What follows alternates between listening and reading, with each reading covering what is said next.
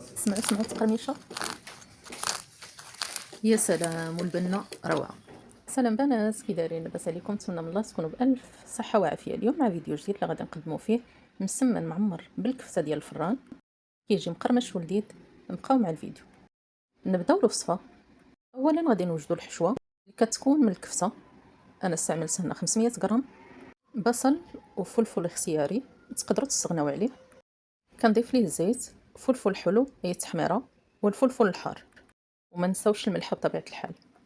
كنطيبوا الحشوه مزيان وكنخليوها جانبا حتى تبرد. من بعد غادي ندوزو باش نوجدوا عجينه المسمن اللي كنحتاج ليها 200 غرام من الفينو و400 غرام من الدقيق الابيض.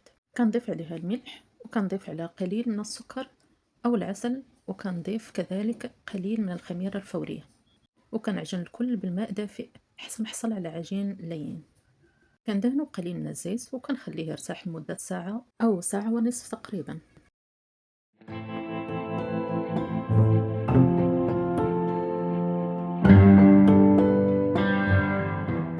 من بعد ما بردات لنا الحشوة غادي نصنعو كرات من العجين نبسطوها. وبالنسبة للتوريق غادي نحتاجو الزبدة نوعية جيدة، غادي نحتاجو كذلك قليل من الزيت، زيت عادي أو زيت به قليل من الفلفل الأحمر الحلو، أي تحميرة.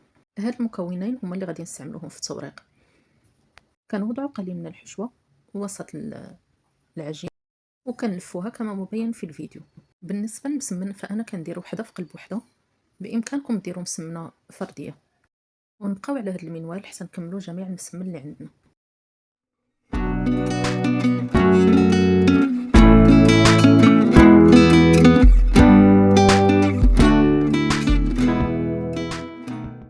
نزلوا المسمن في انيه خاصه بالفرن.